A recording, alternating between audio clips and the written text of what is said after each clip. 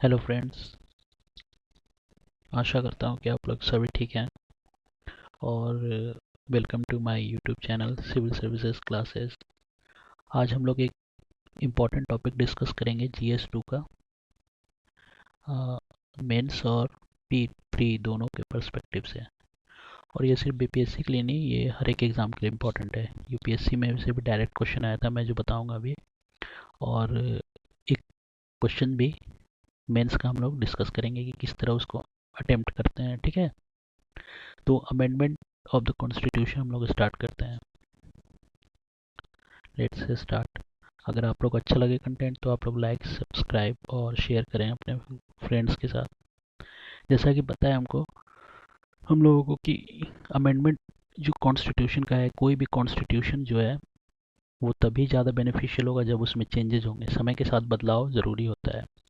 तो उसी तरह हमारे कॉन्स्टिट्यूशन जो मेकर थे उन लोगों ने भी कहा कि लोगों की ज़रूरतों के हिसाब से अमेंडमेंट में चेंजेस हो सकते हैं, बट कुछ कंडीशंस भी लगाया जिसको हम लोग बेसिक स्ट्रक्चर ऑफ डॉक्ट्रिन में पढ़ेंगे। ठीक है, तो अमेंडमेंट चेंज होते हैं, अमेंडमेंट होते हैं कॉन्स्टिट्यूशन में। और ये हमारे कॉन्स्टिट्यूशन के किस पार्ट में है? तो पार्ट पार्ट 20। और ये कॉन्स्टिट्यूशन जो अमेंडमेंट होता है वो किस आर्टिकल के थ्रू होता है? आर्टिकल 368 के थ्रू करते हैं हम लोग।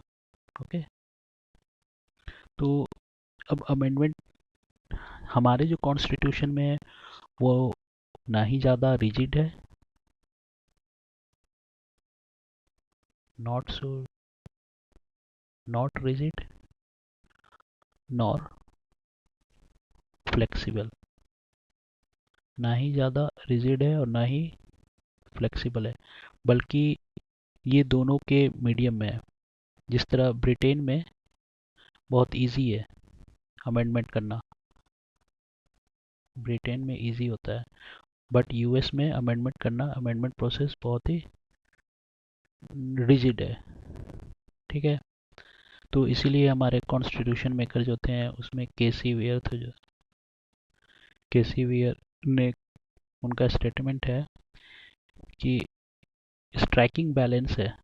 ये जब हम लोग मेंस का क्वेश्चन लिखेंगे तो इस कोड को लिखेंगे वहाँ पे, striking balance between rigidity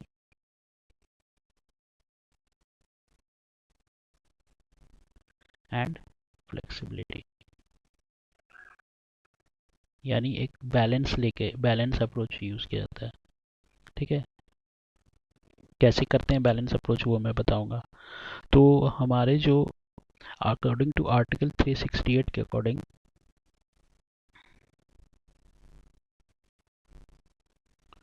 article 368 जो हमारा बताता है वो बताता है कि जो भी हमारे कॉन्स्टिट्यूशन में अमेंड करना है वो पार्लियामेंट के थ्रू ही होगा। पार्लियामेंट, नॉट स्टेट लेजिस्लेचर नहीं कर सकता है इसको। पहली बात तो ये प्री पर्सपेक्टिव से पूछ सकता है क्वेश्चन। और अमेंडमेंट का होता क्या है, वो तीन प्रोसेस डायरेक्ट इस बार यूपीएससी 2024 में ये क्वेश्चन पूछा था कि कौन कौन से हैं किस के जिससे हम लोग अमेंड कर सकते हैं, अमेंडमेंट कर सकते हैं कॉन्स्टिट्यूशन में। तो क्या है? एडिशन,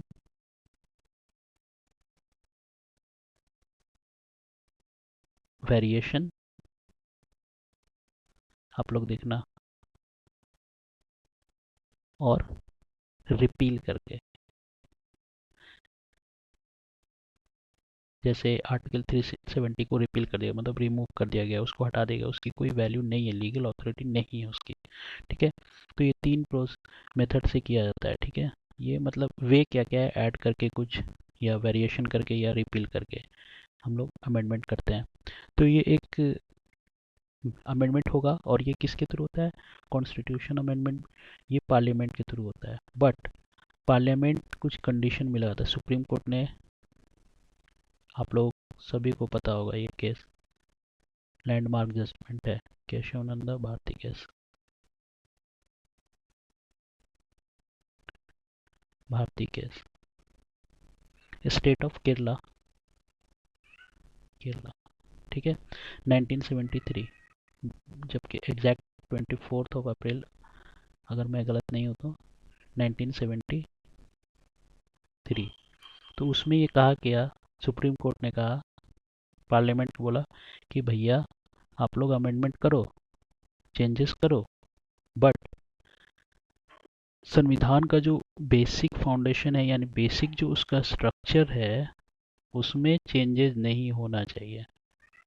बेसिक स्ट्रक्चर में चेंज नहीं होना चाहिए, नो चेंज। अमेंडमेंट तो कर सकते हो आप, बट बेसिक स्ट्रक्चर जो है कॉन्स्टिट्यूशन का, उसमें कोई चेंज नहीं होना चाहिए। और इसी को कहते हैं बेसिक स्ट्रक्चर डॉक्ट्रिन। इस पे भी डायरेक्ट क्वेश्चन आया है पीपीएससी 69 में, ठीक है। तो अब हम लोग पढ़ते हैं कि प्रोसीजर क्या होता है अमेंडमेंट का।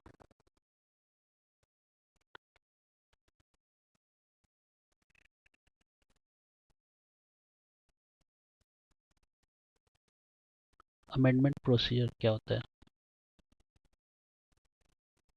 डायरेक्ट इस पे क्वेश्चन है, इसको अच्छे से समझना आप लोग। Procedure of the amendment. अभी राइटिंग पे मत जाना आप लोग, अभी मैं, थोड़ा दिक्कत हो रहा है, ये पेन टैप पे, धीरे धीरे सही हो जाएगा। तो पहला अमेंडमेंट क्या बताया, अमेंडमेंट का प्रोसीजर का पहला क्या है, पहला पॉइंट है कि ये जो इंट्रोडक्शन होगा, इसके लिए जो बिल आएगी वो कहाँ पे आएगा, किसी भी हाउस में हो सकता है, ठीक है।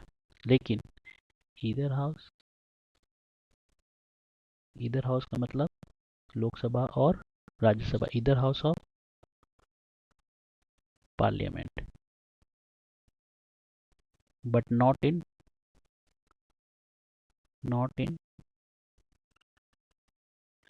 ये जो भी मैं बात कर रहा हूँ, किस आर्टिकल को लेकर बात कर रहा हूँ अभी मैं, किसके स्कोप के अंडर, आर्टिकल 368, ये माइंड में रखना है। कॉन्स्टिट्यूशन अमेंडमेंट की बात हो रही है, ठीक है। मैं बताऊंगा इस आर्टिकल के स्कोप के बाहर कौन सा अमेंडमेंट होता है, ठीक है। But not in state legislature,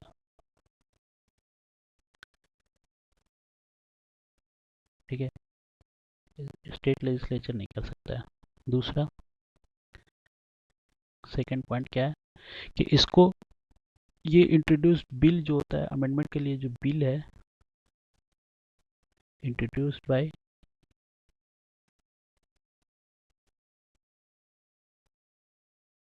introduced by minister और प्राइवेट मेंबर, प्राइवेट मेंबर। मैं एक शॉर्ट वीडियो बना दूंगा, मिनिस्टर, कैबिनेट मिनिस्टर कौन होते हैं, काउंसिल ऑफ मिनिस्टर क्या होता है, और प्राइवेट मेंबर क्या होते हैं। मतलब वैसे प्राइवेट मेंबर उनको कहते हैं जो पार्लियामेंट के मेंबर हैं, बट वो, उनको कोई मिनिस्टेरियल पोस्ट नहीं है, ठीक है, उनको बोलते हैं प्राइवेट मेंबर। तो इसका जो बिल का इंट्रोड्यूस कर सकते हैं, वो मिनिस्टर भी कर सकता है कोई, या फिर प्राइवेट मेंबर के द्वारा भी किया जा सकता है, ठीक है। तीसरा, थर्ड इंपॉर्टेंट है, इसका मतलब मैं समझाऊंगा। The bill must be passed, must be passed by either house, each house, sorry, मतलब जिसमें जा रहा है,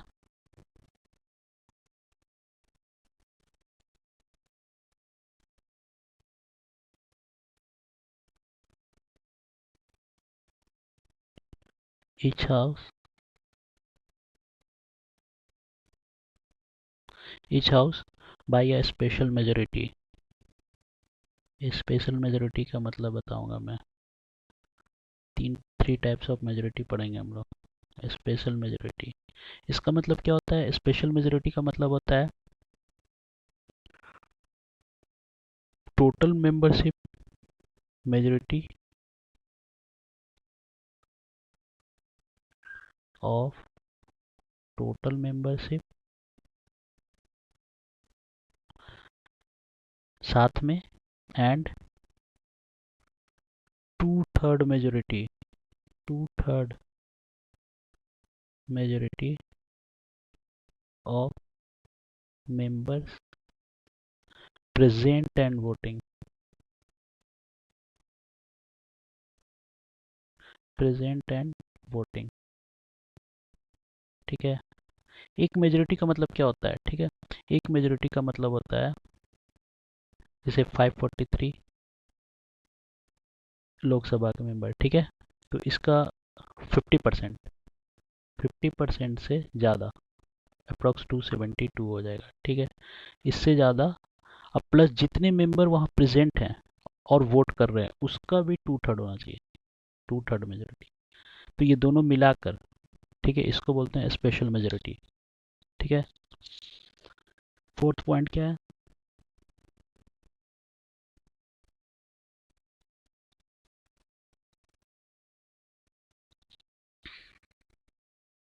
अब इसमें क्या होता है, अगर कोई कन्फ्लिक्ट हो गया या डिसएग्रीमेंट हो गया,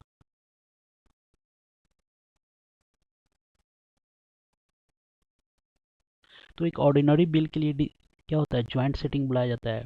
but in case of confliction या disagreement, no joint sitting, joint sitting नहीं कर सकते हैं यहाँ पे। बट यहाँ पे कैच है कि ऑर्डिनरी बिल के केस में ज्वाइंट सिटिंग हो सकता है। किस आर्टिकल के थ्रू होता है वो भी मैं बता देता हूँ।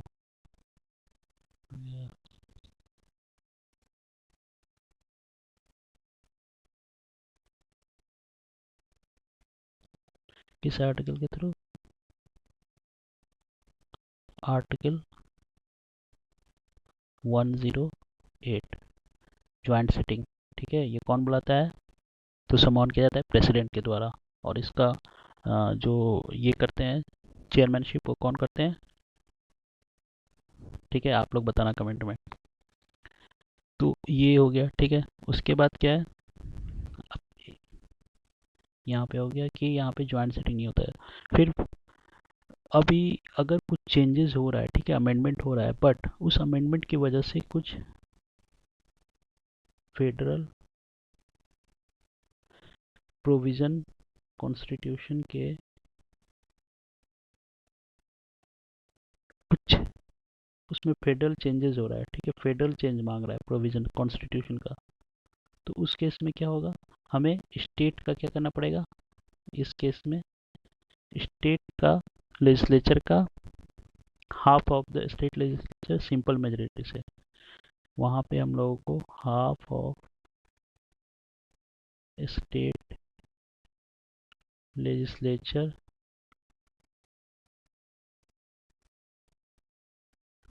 Bye simple majority, simple majority. Simple majority का मतलब क्या होता है? 50% से ज़्यादा। ठीक है, प्रेजेंट एंड वोटिंग। तो ये चीज़ें हो गई।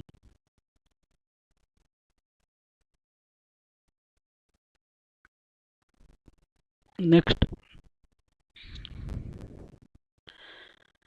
उसके बाद क्या होगा? Next 6 point,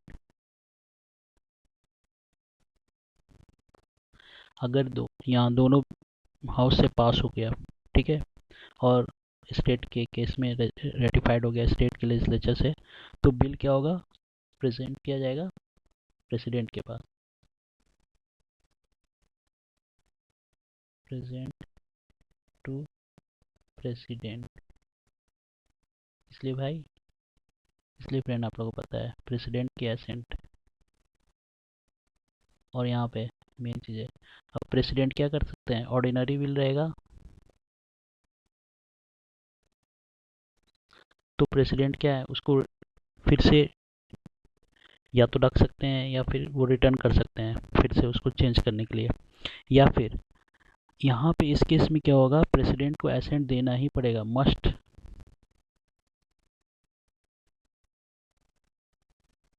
president must give his और हर एसेंट। ठीक है।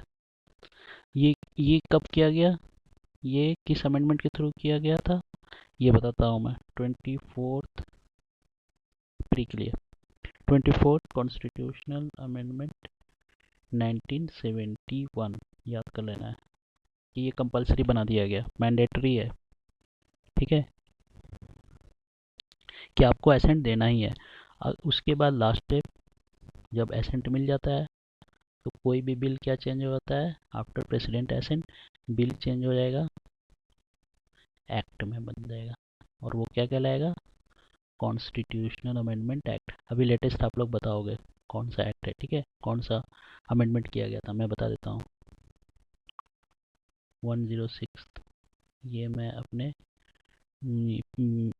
प्री वाले वीडियो में भी किया हूँ। कॉन्स्टिट्यूशनल अमेंडमेंट एक्ट, नारी शक्ति करके बिल का नाम है, वोमेन एम्पावरमेंट के लिए।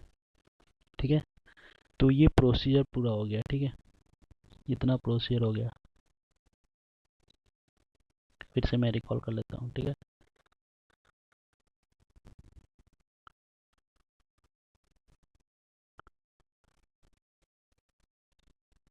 पहला क्या है कि इधर हाउस ऑफ पार्लियामेंट से ही होगा, स्टेट के लेजिस्लेचर से नहीं होगा। ठीक है, ठीक है, ओके। जहाँ जहाँ इंपॉर्टेंट है वो मैं बता रहा हूँ कि कोई भी कर सकता है इसको, मिनिस्टर भी कर सकता है और प्राइवेट मेंबर भी कर सकता है इंट्रोड्यूस। स्पेशल मेजोरिटी से होगा। स्पेशल मेजोरिटी का मतलब majority of total membership and 2/3 majority of present and voting. उसके बाद अगर कोई डिसएग्रीमेंट आता है, कन्फ्लिक्शन होता है, तो ज्वाइंट सिटिंग नहीं हो सकता है। जबकि कैच है, जबकि ऑर्डिनरी बिल के केस में ज्वाइंट सिटिंग होता है। ठीक है, अगर फेडरल प्रोविज़न हो रहा है अमेंडमेंट के थ्रू, तो उसके उस केस में हमको स्टेट लेजिस्लेचर का क्या चाहिए, रेटिफिकेशन चाहिए। और कितना, half of the state legislature by simple majority present and voting. ठीक है, नेक्स्ट। अब प्रेसिडेंट, उसके बाद कहाँ जाएगा, प्रेसिडेंट एसेंट। प्रेसिडेंट को एसेंट देना मस्ट है। किस आर्टिकल के थ्रू, तो आर्टिकल अमेंडमेंट 24 कॉन्स्टिट्यूशन अमेंडमेंट 1971, ये पूछ सकता है। ओके,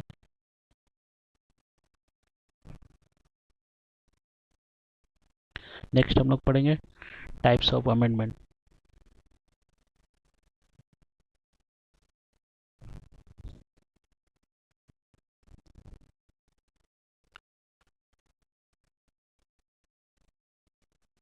टाइप्स ऑफ अमेंडमेंट,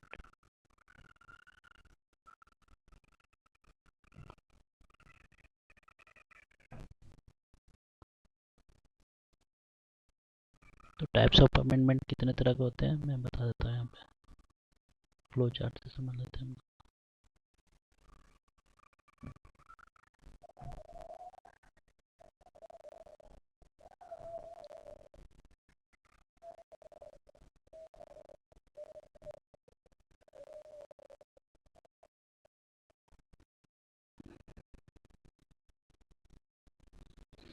पहला क्या होता है,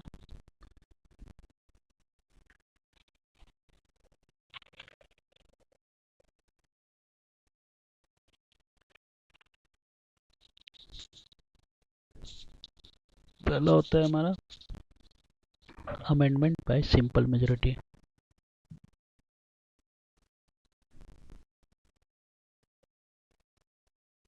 amendment by simple majority,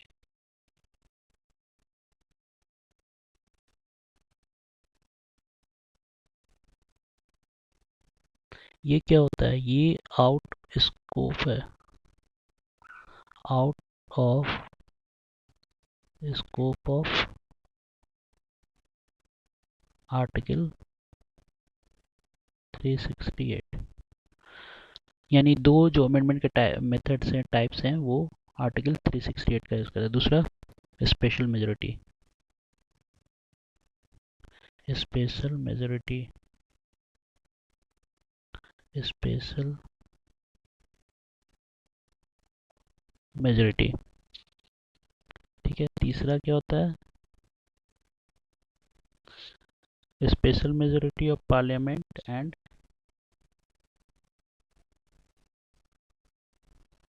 special majority of, ये भी पार्लियामेंट ही है, अंडरस्टूड है,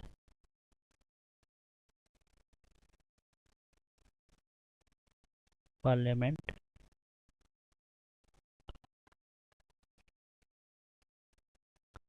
plus consent of state.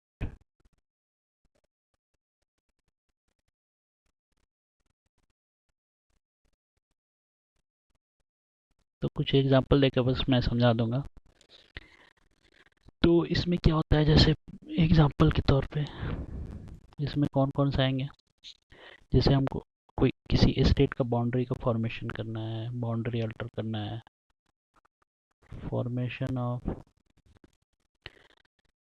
Formation और न्यू स्टेट,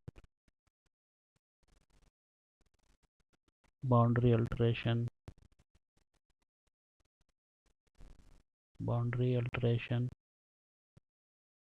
यानी कौन सा ये आर्टिकल है, आर्टिकल 3। आर्टिकल 3 के अंदर जो सब आता है वो क्या होगा, इसमें हमको क्या सिंपल मेजोरिटी से हो जाता है सिर्फ, ठीक है, सिंपल मेजोरिटी से, पार्लियामेंट के सिंपल मेजोरिटी से, ठीक है ना, पार्लियामेंट के सिंपल मेजोरिटी से इसमें। तो यहाँ पे कौन सा आर्टिकल है, आर्टिकल 3। उसके बाद उसी तरह एडमिशन और establishment of new state, admission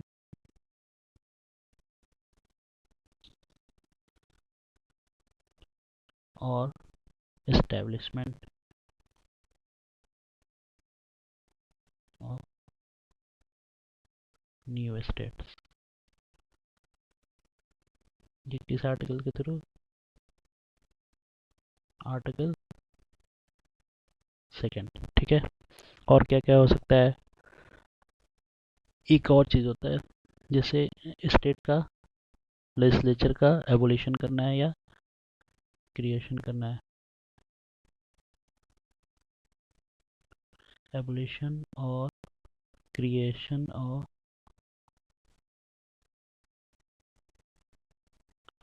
state legislative council,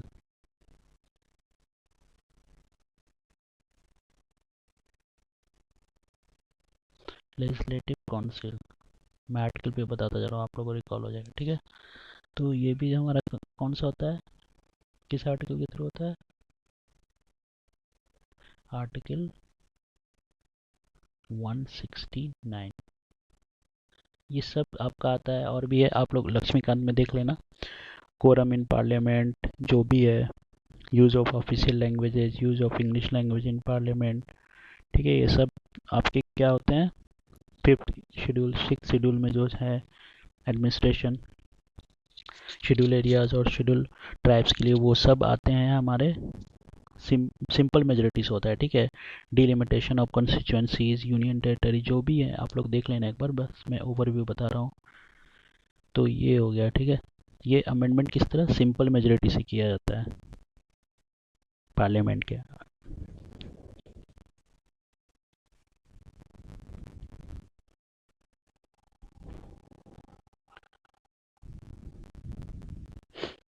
दूसरा क्या होता है,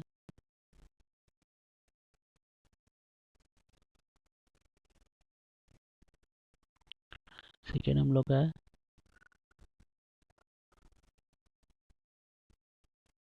सेकेंड हमारा क्या है, special majority of parliament,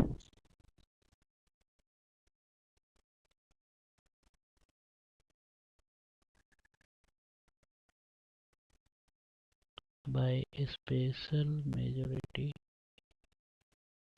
of parliament. तो स्पेशल मेजोरिटी का मीनिंग बता दिया मैंने, ठीक है। तो इसमें कौन कौन सा आते हैं स्पेशल मेजोरिटी में, जैसे आपको इसमें चाहिए, जैसे चेंज अमेंडमेंट करना है फंडामेंटल राइट्स में,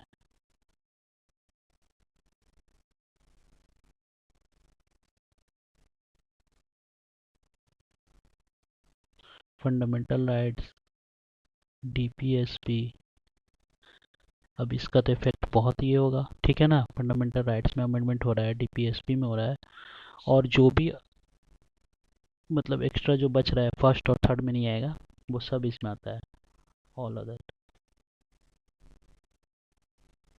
all other which are not in the which are not in the category of in the type of first, क्योंकि और थर्ड, वो सब इसके अंडर में आते हैं। तो फंडामेंटल राइट्स में, डीपीएसपी में चेंजेस करने हैं, ये सब क्या आएगा, स्पेशल मेजोरिटी से किया जाएगा, ठीक है, स्पेशल मेजोरिटी ऑफ पार्लियामेंट से। फिर तीसरा आता है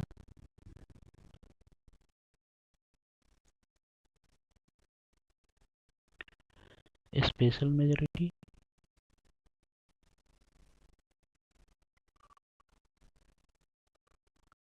majority plus consent of states, ठीक है।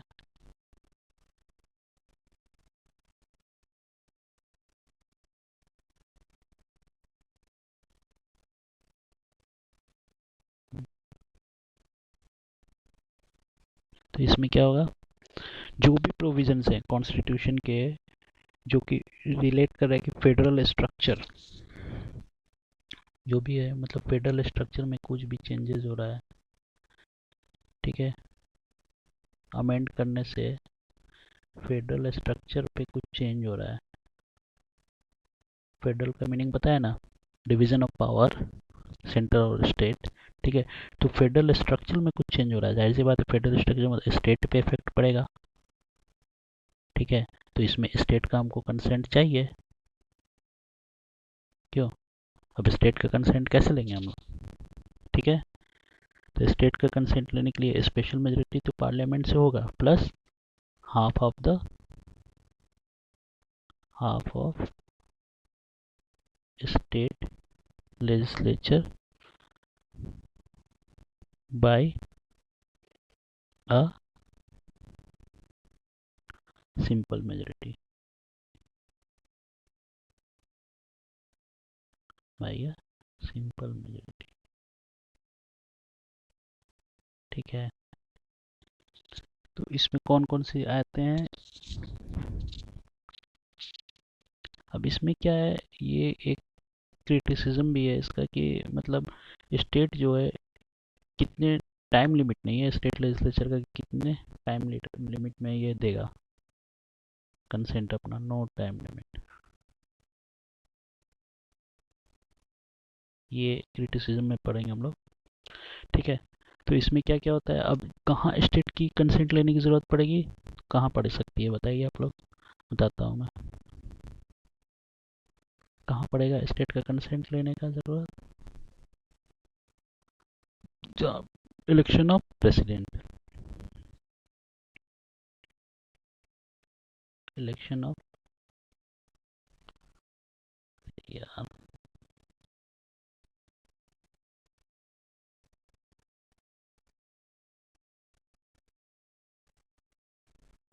इलेक्शन ऑफ प्रेसिडेंट, ठीक है।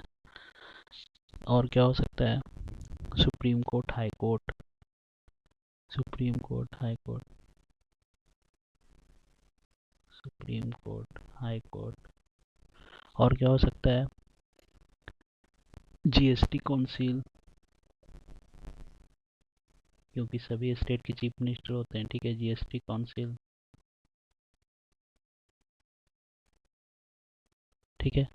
और क्या हो सकता है, representation of states in parliament,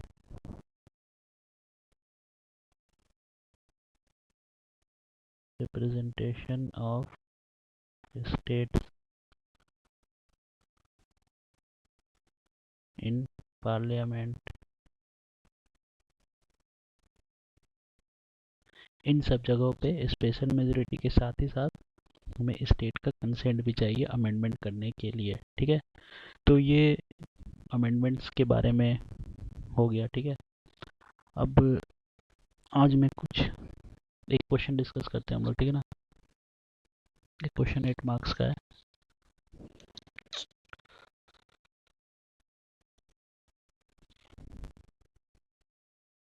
sixty nine mains GS2।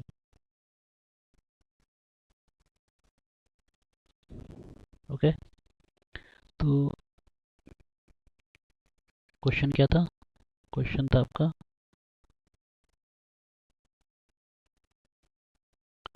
Critically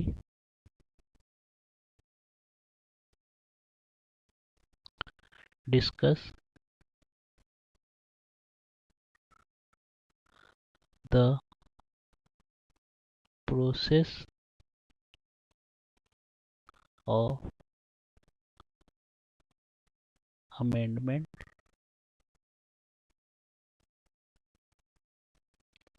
of the constitution.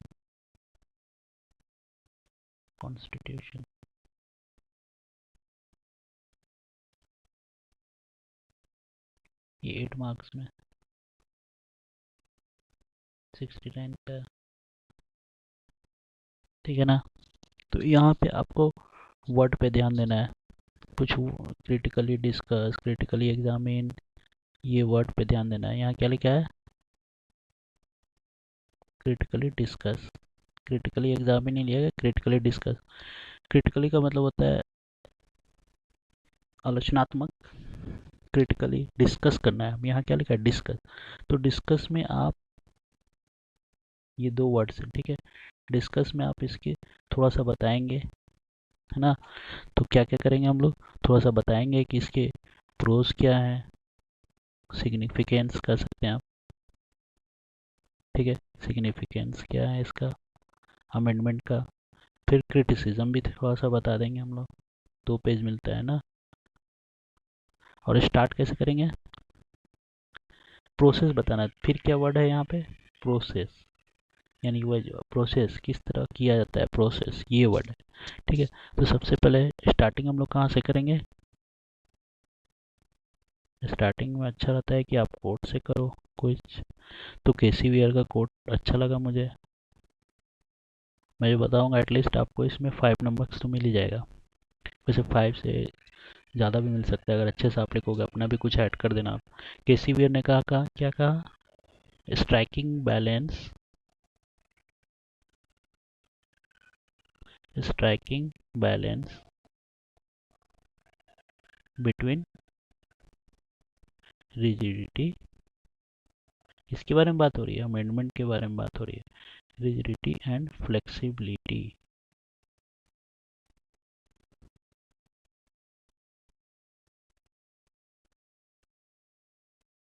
ठीक है? तो ये अमेंडमेंट प्रोसेस के बारे में हो गया, ठीक है? तो इस तरह से स्टार्ट करेंगे, लिखेंगे हम लोग, ठीक है? केसी ने बताया कि ये ऐसे है, ठीक है? और थोड़ा सा ऐड करेंगे कंक्लूजन में हम लोग लास्ट में। उसके बाद बॉडी थोड़ा सा बताएंगे, इसका इंट्रोडक्शन देंगे कि हमारे कॉन्स्टिट्यूशन में पार्ट 20 में है ये मेंशन, और आर्टिकल 368 का यूज़ करते हैं हम लोग अमेंडमेंट करने के लिए। एक एक्सेप्शन दिखाएंगे वहाँ पे, ठीक है? जो उसके बाद प्रोसीजर मैंने जो बताया वही आप लोग लिखोगे। मैंने जो लिखा है मैं बता दूंगा, प्रोसीजर में वो लिखोगे आप लोग, ठीक है? प्रोसीजर लिख देना है। 2 पेज मिलेंगे तो अच्छे से बना के लिखना है प्रोसीजर। यहाँ पे ऐसे ऐसे डिज़ाइन बना देना आप लोग कि ये भाई प्रोसीजर है, ये किया जाता है। उसके बाद टाइप्स बता देंगे, टाइप्स बता देंगे, ठीक है? टाइप्स बता देंगे, 3 टाइप्स है। और क्रिटिसिज्म भी दिखा देंगे, 2 4 क्रिटिसिज्म दिया हुआ है कि ज्वाइंट सिटिंग नहीं हो सकता है, और स्टेट का कंसेंट मतलब हर जगह ज़रूरी नहीं है। और भी है, मतलब कि एक अमेंडमेंट करने के लिए जिस तरह यूएस में, क्या है, यूएस में कन्वेंशन बना हुआ है अमेंडमेंट के लिए, कन्वेंशन है। बट इंडिया में ऐसा कुछ है नहीं जो क्रिटिकली उस पर थिंकिंग कर सके, ये सब ठीक है क्रिटिसिज्म में दे देंगे।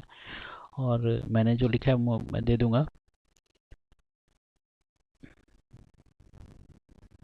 और और क्या लिखेंगे, और इसमें 2 पेज आता है तो ज़्यादा लिखना नहीं है, पॉइंट थोड़ा डिज़ाइन डिज़ाइन बना के फ्लो चार्ट बना के दे देना है। तो मैं दिखाता हूँ आपको।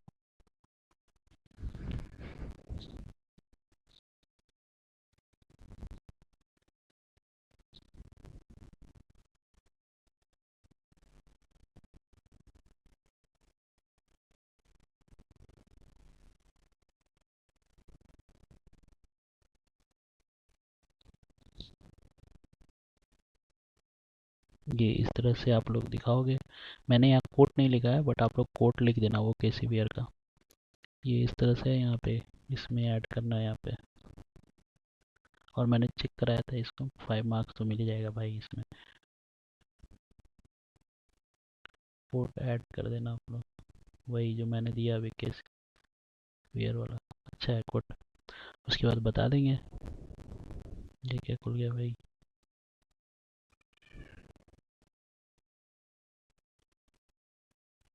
ठीक है, उसके बाद क्या है, ये यहाँ इस तरह से दिखा देना आप लोग, कुछ ऐसे बना के दिखा देना, ऐसे करके बना के दिखा देना।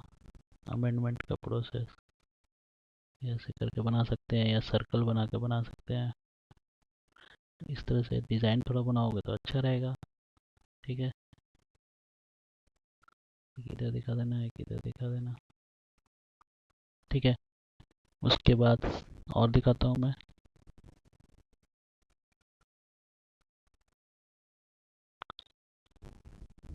मैं ये डाल दूंगा टेलीग्राम चैनल पे। ये इस तरह से मैंने दिखाया है, ऐसे क्रिटिसिज्म भी दिखा दिया यहाँ पे। क्रिटिसिज्म 2 पेज मिलेगा।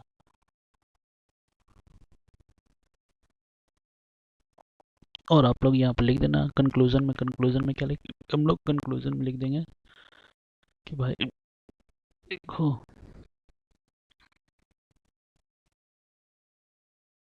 कंक्लूजन में लिख देंगे हम लोग कि नेहरू जी ने क्या बोला था कि कॉन्स्टिट्यूशन जो है वो परमानेंट नहीं है। कॉन्स्टिट्यूशन जो है वो परमानेंसी, कोई भी चीज़ जो होता है परमानेंट इन नेचर नहीं होता है ना। बदलाव ज़रूरी है, और बदलाव ज़रूरी है, चेंज ज़रूरी है। तो वो चीज़ हमें क्या प्रोवाइड करता है, वो अमेंडमेंट के थ्रू, अमेंडमेंट के थ्रू होता है। रिसेंट केस में लिख देना करेंट का, LGBTQ का एग्जाम्पल, ये 106 कॉन्स्टिट्यूशन वुमेन एम्पावरमेंट का एग्जाम्पल हो जाएगा। ये सब ऐड कर देना आप लोग। ठीक है, और बस लिख देना है कि इस तरह हमारा कॉन्स्टिट्यूशन जो है neither rigid as US nor flexible that nor flexible as Britain. तो हम लोग का एक मीडियम अप्रोच है, मीडियम अप्रोच लिया गया। मध्यम पात जो बोलते हैं ना, मीडियम अप्रोच बुद्धिज़्म का, कि ना ज़्यादा एक्सट्रीमिज़म करना है आपको, मध्यम मीडियम अप्रोच अपनाना है। तो इस तरह से कॉन्स्टिट्यूशन अमेंडमेंट जो है हमारा मीडियम अप्रोच अपनाता है। ठीक है, तो आज हम लोग डेली के डिस्कस करेंगे, मुझसे जितना होगा कल हम लोग करेंगे बेसिक स्ट्रक्चर,